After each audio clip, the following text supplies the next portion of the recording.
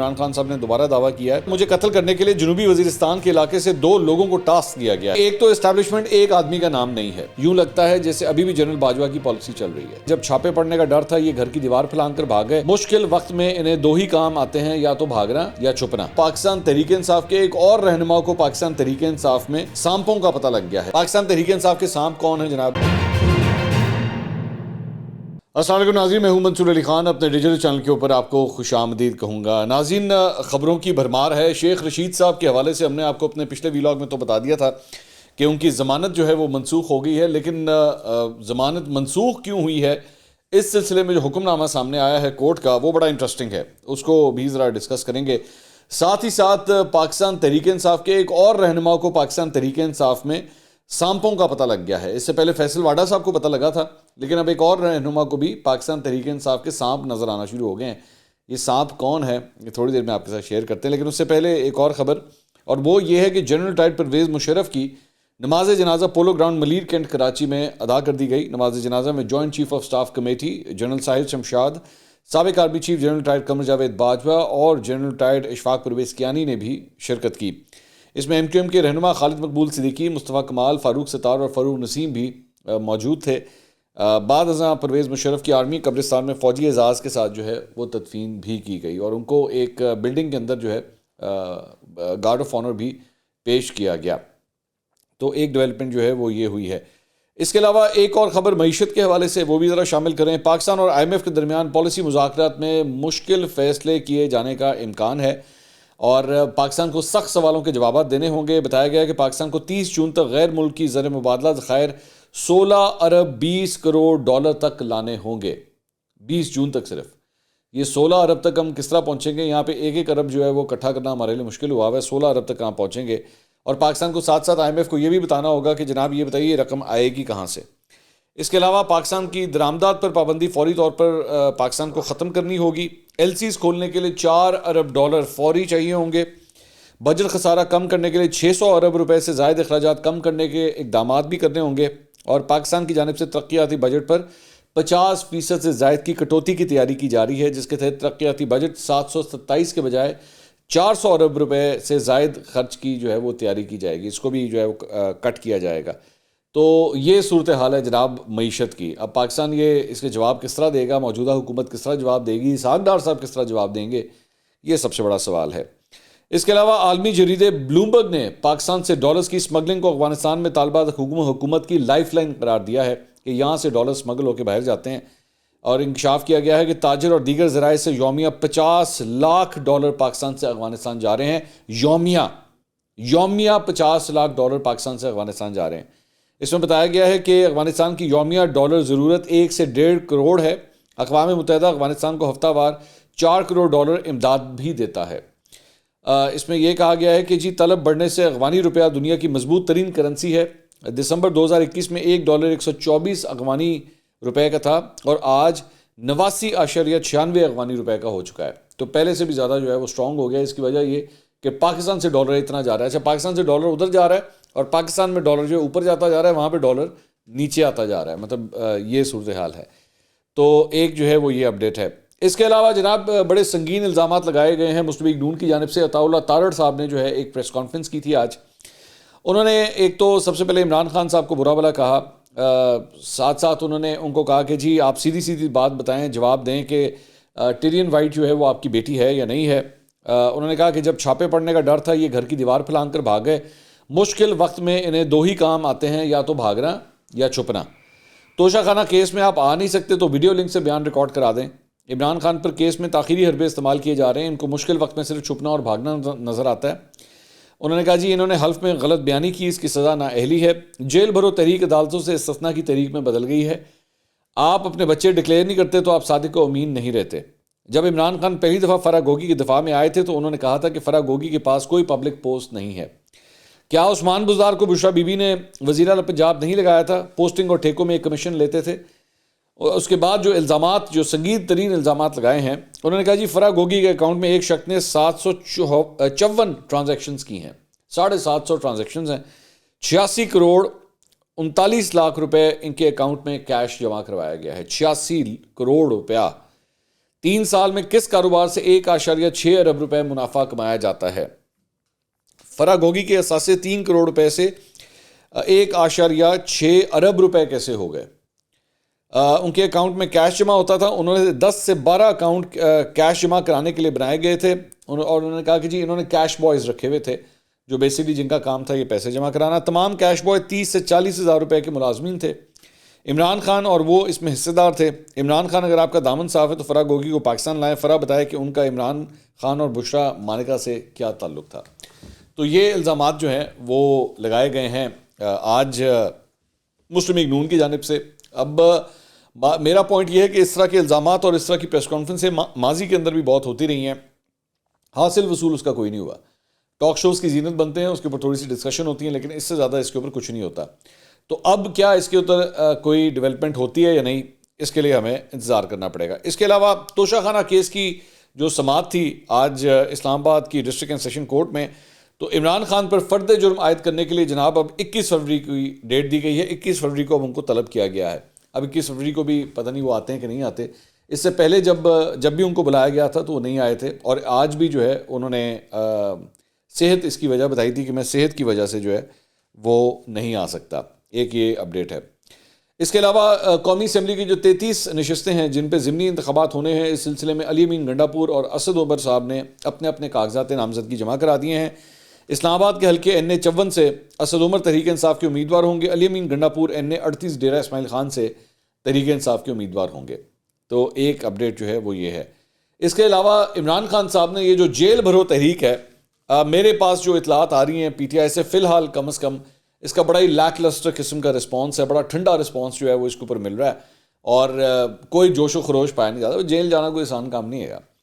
تو اس کے اوپر بتایا گیا جی قانونی ماہرین سے بھی رائے طلب کر لی، اور ویسے کل عمران خان صاحب نے جو خطاب کیا تھا اس کے اندر انہوں نے کہا بھی تھا کہ جی 90 دن کا اگر یہ ٹائم نہ ہوا تو تب ہم جیل بھرو تحریک کریں گے، ابھی نہیں کرنی ہم نے۔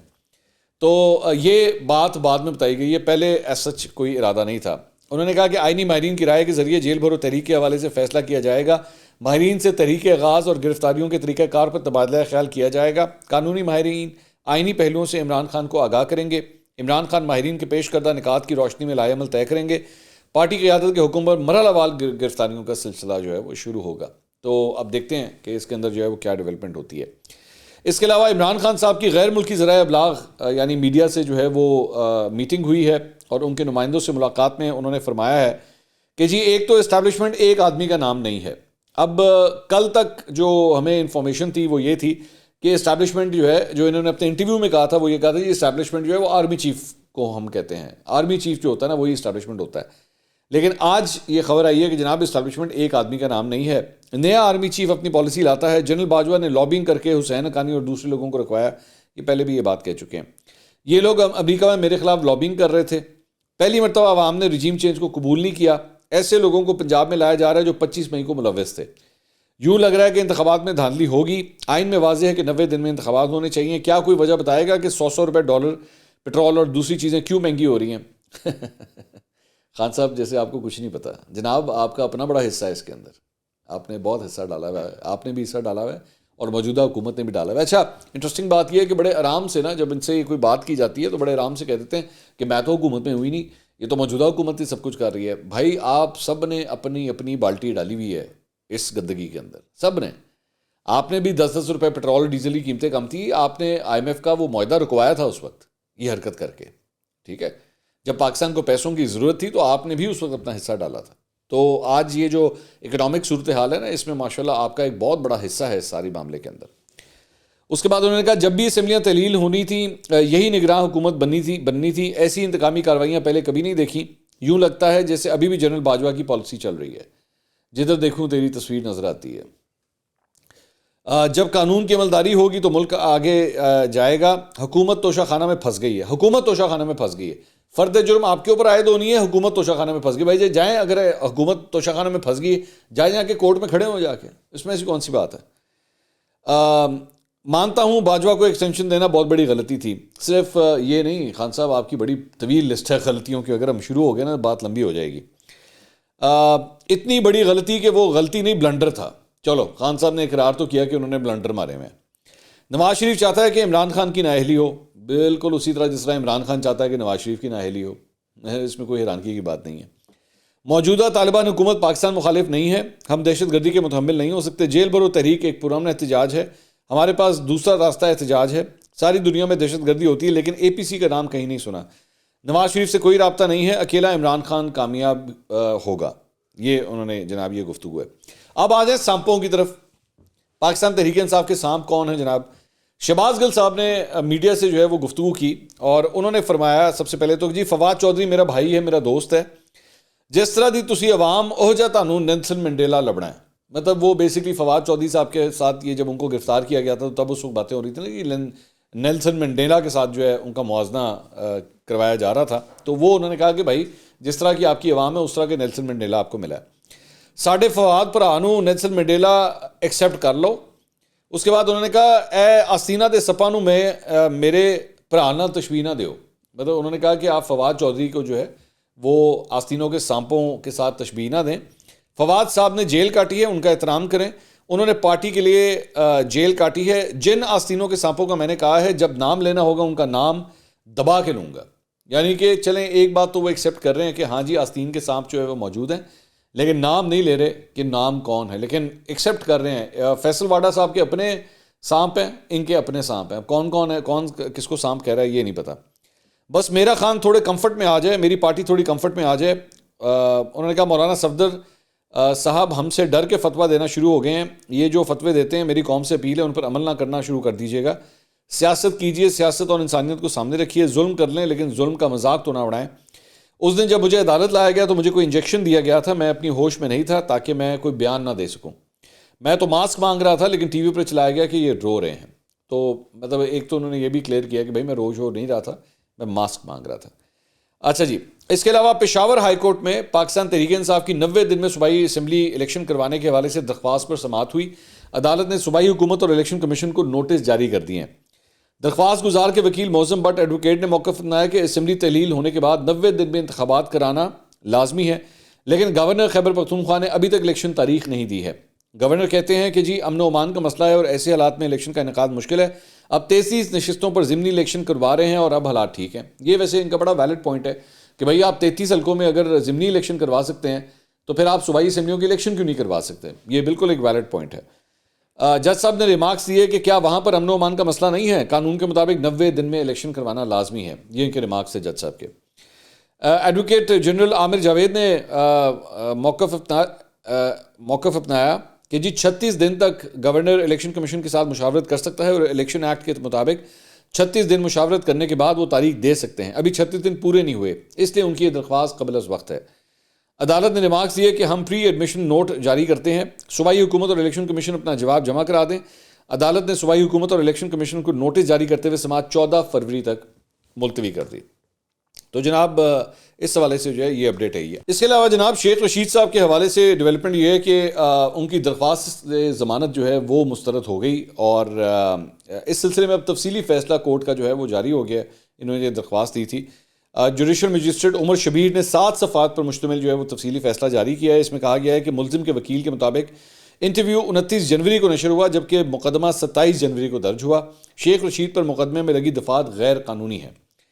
فیصلے میں بتایا گیا کہ پروسیکیوٹر کے مطابق شیخ رشید نے اپنے جرم کو بار بار دہرایا ہے۔ اس میں مزید کہا گیا کہ اسلام آباد ہائی کورٹ نے شیخ رشید پر مقدمہ درج کرنے سے متعلق کوئی فیصلہ نہیں دیا تھا۔ انٹرویو میں شیخ رشید نے عمران خان کے بیان کا حوالہ نہیں دیا تھا۔ یہ میں وہی اس وقت بات کر رہا تھا کہ جب یہ خود بات کر رہے تھے میڈیا سے تو کسی انٹرویو کا کوئی انہوں نے حوالہ نہیں دیا تھا، یہ خود یہ الزامات لگا رہے تھے۔ اس میں کہا گیا ہے کہ پروسیکیوٹر کے مطابق شیخ رشید نے ٹی وی پر قتل کی سازش کا جو بیان دیا وہ بذات خود دیا۔ اگر شیخ رشید کو ضمانت پر رہا کیا گیا تو جرم دہرانے کا خدشہ ہے۔ پروسیکیوٹر کا کہنا تھا کہ شیخ رشید کے بیان سے سوسائٹی میں اشتعال پھیلنے کا خدشہ ہے۔ ہائی کورٹ نے صرف سمن کو معطل کیا تھا۔ شیخ رشید بہت مشکل سے گرفتار ہوئے، ضمانت ملی تو بھاگ جائیں گے۔ یہ سارا کچھ پروسیکیوٹر کو وہ کوٹ کر رہے ہیں۔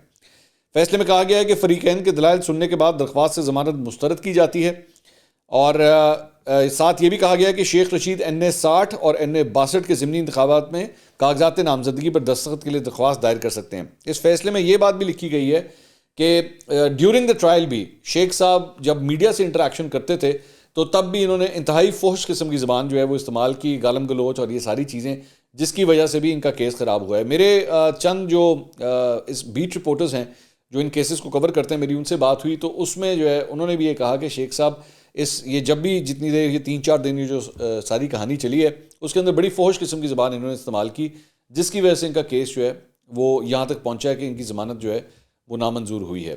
تو ایک ڈیولپمنٹ جو ہے اس سلسلے میں یہ ہوئی ہے۔ اس کے علاوہ جناب عمران خان صاحب کی زیر صدارت پی ٹی آئی ترجمانوں کا اجلاس ہوا ہے، اور وہاں سے جو خبر آئی ہے وہ یہ ہے کہ جی انہوں نے کہا کہ قتل کرنے کی منصوبہ بندی کی گئی ہے۔ عمران خان صاحب نے دوبارہ دعویٰ کیا ہے، انہوں نے کہا مجھے قتل کرنے کے لیے جنوبی وزیرستان کے علاقے سے 2 لوگوں کو ٹاسک دیا گیا ہے۔ مطلب یہ بھی انہوں نے خبر دی ہے کہ 2 لوگ ہیں جن کو یہ ٹاسک ملا ہے۔ ان کا یہ کہنا تھا مجھے قتل کرنے کے لیے دونوں پیشہ ور قاتلوں کو رقم بھی ادا کر دی گئی ہے، میرے پاس اس منصوبے کے تمام ثبوت موجود ہیں۔ پہلے بھی کہا تھا مجھے جنونی شخص کے ذریعے قتل کا منصوبہ بنایا گیا ہے، 3 شوٹرز کے ذریعے حملہ کروا کر جان سے مارنے کی کوشش کی گئی۔ جے آئی ٹی نے تفتیش کر کے 3 حملہ آوروں کی رپورٹ دی، یہ جتنا مرضی کوشش کر لیں مجھ پر دباؤ نہیں ڈال سکتے۔ تو اب اس میں مطلب جو فردر ڈیولپمنٹ ہے جو عمران خان صاحب فرما رہے ہیں وہ یہ ہے کہ جناب ان کے پاس ثبوت بھی موجود ہیں کہ 2 لوگوں کو جو ہے وہ آلریڈی جسے کہتے ہیں نا ایک سپاری دے دینا، یہ بیسکلی اس کا ذکر کر رہے ہیں کہ اس قسم کی شاید کوئی سپاری بھی دے دی گئی ہے کہ جس کے اندر جو ہے وہ عمران خان کے آپ کے اوپر خدا نخواستہ ایسا کوئی حملہ ہوگا۔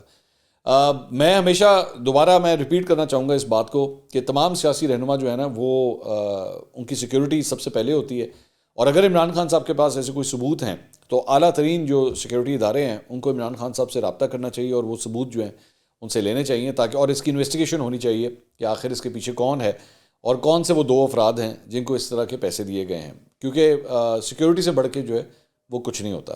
تو دیکھیے اس سلسلے میں کیا ڈیولپمنٹ ہوتی ہے، اگلی ویڈیو میں دوبارہ ملاقات ہوگی۔ اللہ حافظ۔